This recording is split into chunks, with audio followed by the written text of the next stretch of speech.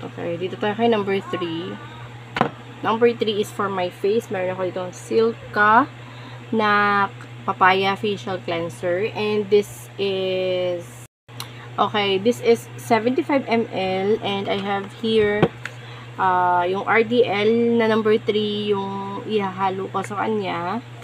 This is 30 ml. So, 75 plus 30 equals 105 ml. Pero, dahil nga puno ito, babawasan natin to. Tapos, hindi ko alam talaga guys ang exact measurement nito.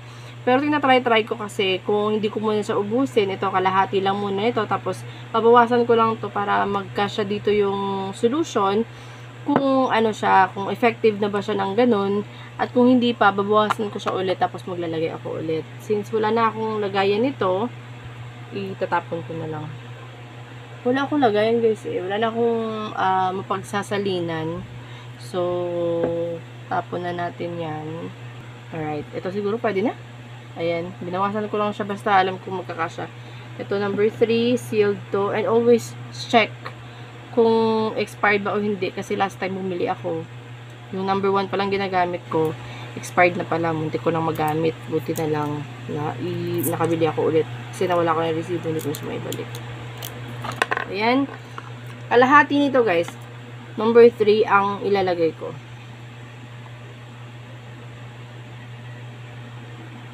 Ayan. Marami pa.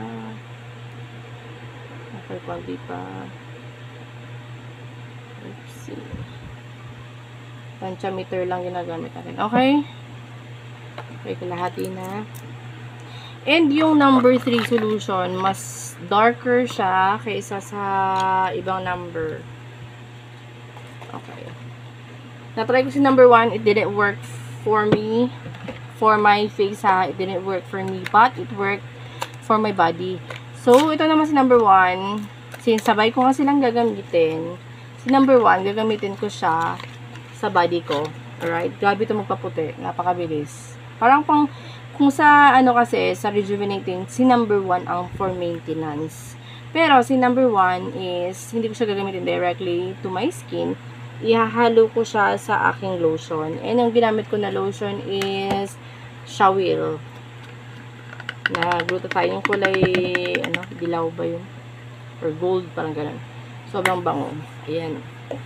And then ito, dahil kukunti nga lang to, hindi ko rin to uubusin kalahati lang. Kasi ano din to eh, medyo matapang din. And medyo minsan na-expose ako sa sun. Or kung hindi man, sobrang init ngayon. Ayoko naman na parang, ano, masunog. Kasi nakakasunog din to guys. Kung anyway, kung gusto parang gumamit ng mga ganito, iwas talaga guys sa pagbibilad sa araw. So, kalahati lang din ang ilalagay ko dito. Halo lang natin. Okay, nakita nyo, yung kulay ng solution ni number 1, mas yellow siya. Pero si number 3, halos brown na. Alright, nakakalahati na ako nito. Ayan. Kasi hindi puno yung lotion ko eh. So, kalahati lang. Okay, balik ko siya sa kanyang lagayan. And then, shake lang to natin. Alright. Ang paggamit pala nito guys is panggabi lang.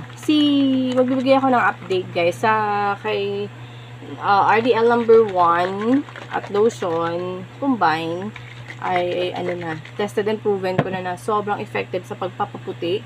Si Silka Papaya Cleanser and si RDL number 3, magbibigay ulit ako ng bagong update nito after like 7 days kung nagka-breakout ba ako dito or kung ba siya sa akin, nag-work ba siya sa akin kasi alam ko sa iba 7 days lang talaga guys or 2 weeks pwede na kasi medyo alam nyo guys maliwanag lang yung pinakailaw ko sa harapan pero ano na medyo nag-dark yung skin ko kasi nagbisita iglesia kami tapos nag-swimming so grabe yung init and ayan nagkakaroon na ako ng mga pimple ayan laki niya actually magkakaroon na rin kasi ako ayan meron ako ditong dalawa dito tapos hindi lang masyado kita hindi ko rin alam gabi kasi so ayan kasi gabi na bago ako matulog maglalagay tayo nito gabi lang guys ang advisable na gamit nito Okay.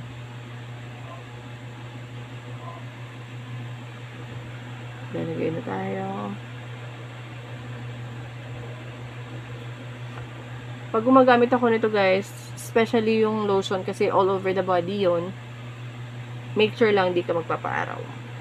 Or ito kasi lotion na naman na kinumbine ko sa kanya or minix ko is mayroong SPF something, hindi ko na maalala. Bango pala ng combination ng RDL at ng Silka. Ayan, pati leeg lalagyan natin para pantay. And sisimutin ko lang lahat ng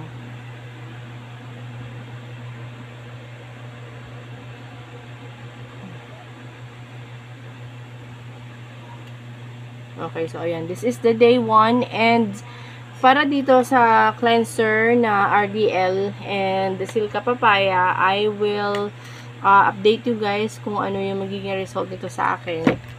Ay, mali pala ginawa ko. Basta si RDL number 3 and si cleanser, okay? I'm going to give you an update after 1 to 2 weeks of using this solution. So, ayun lang guys. Ito naman si lotion, gamit ko na to. Basta gabi lang. Gabi lang ako gagamit nito. Alright, so, bye-bye for now. See you on my next one. Bye-bye.